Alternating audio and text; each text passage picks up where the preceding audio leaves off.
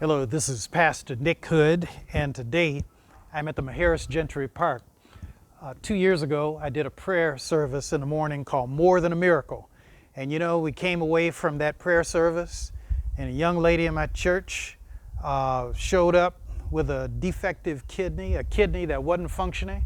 But you know, she got a new kidney a few months ago, and she's moving faster than I am. And you cannot tell me that prayer does not work. Today, I want to talk with you about something that I did a spiritual blog on early in the morning about doubting Thomas. I don't know if you're familiar with the story of doubting Thomas, but doubting Thomas is one of the original 12 disciples. Judas kills himself after betraying Jesus, so you have 10 others and Thomas, so there are 11. And after the death of Jesus, there's a resurrection of Jesus. He's in the grave for 3 days, 3 nights, but he comes out of the grave and he shows himself first to Mary Magdalene, some of the women of the church, some of the men in the church, Peter and others, see him. But you know, they're enthusiastic that Jesus is alive, but still they're not sure that he's really alive. And because, you know, to live after a brutal murder is just, in the mind of our humanity, it's impossible. And so Jesus embarks upon a 40-day post-resurrection ministry. And what this means is that there are several sightings of Jesus. He shows up particularly to the disciples. He teaches the disciples every lesson they may have forgotten. And then after the conclusion of 40 days, Jesus ascends to heaven, right in front of the disciples. It is an amazing thing. And once he ascends to heaven, the disciples are on fire. They're on fire in their belief in Jesus. They're on fire in their conviction that Jesus can transcend death and the new church is born. One of those post-resurrection ministry sightings of Jesus happens with 10 of the disciples. But the one guy who isn't there is Thomas. And the 10 disciples see Jesus. He shows them the nail prints in his hand. He pulls up his shirt, shows them the cut wound in his side, and they are convinced that Jesus is alive.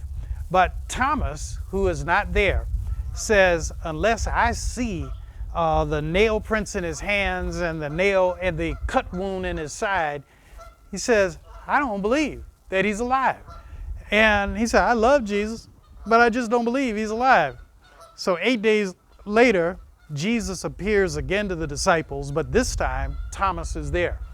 And when he shows himself to Thomas, he says, Thomas, feel the holes in my hand.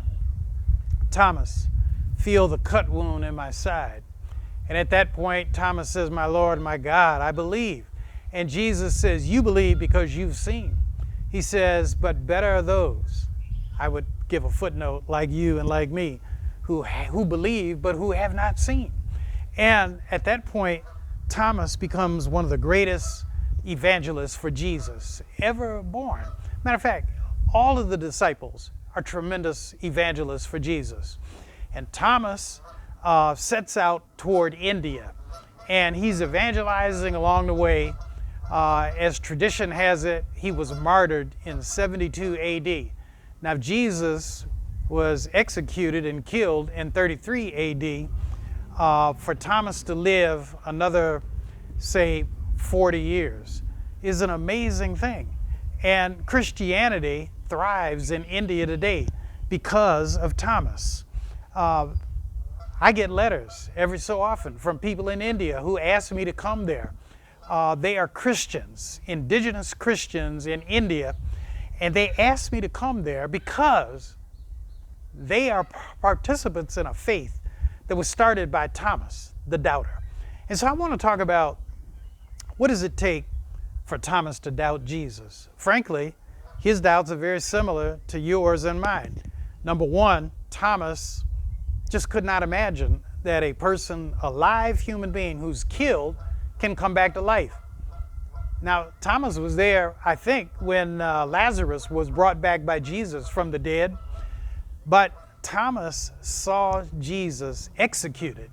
He saw him hang his head and die. Thomas heard him say, "Father, into thy hands I commit my spirit. It is finished." Thomas saw all that, just as the other disciples saw it.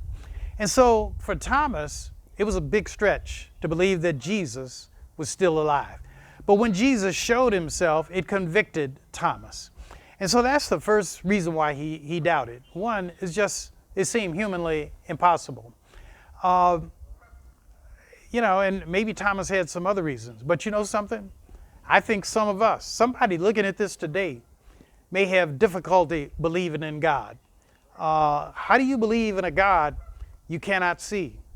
How can you believe in a God you can feel, but you cannot touch?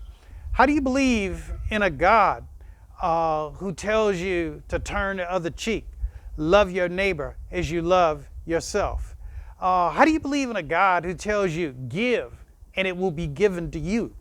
This is Jesus, my friends. And I tell you, and when I think about my own faith in God, I would have to say it began with my mother and my father.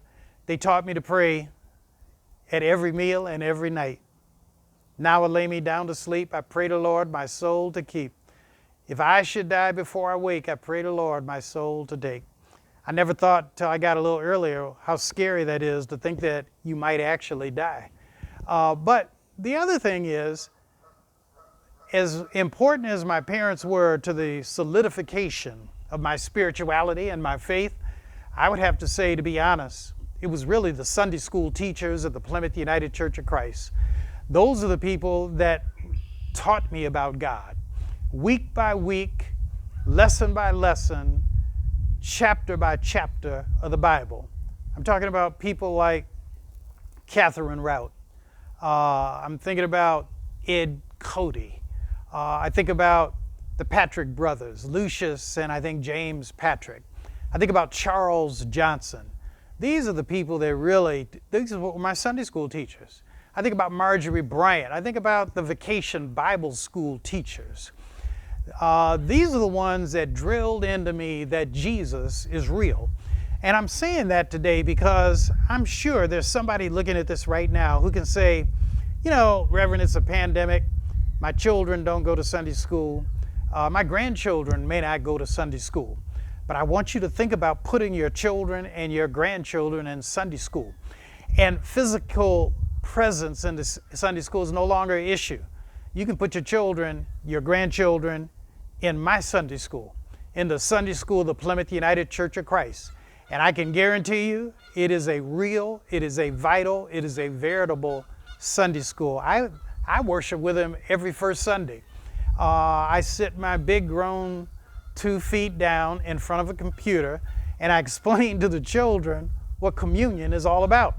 And then whatever they have, if it's a cracker, if it's a crust of bread, if it's juice, we talk about the love of Jesus and his death on a cross. And then I encourage the children to eat the bread.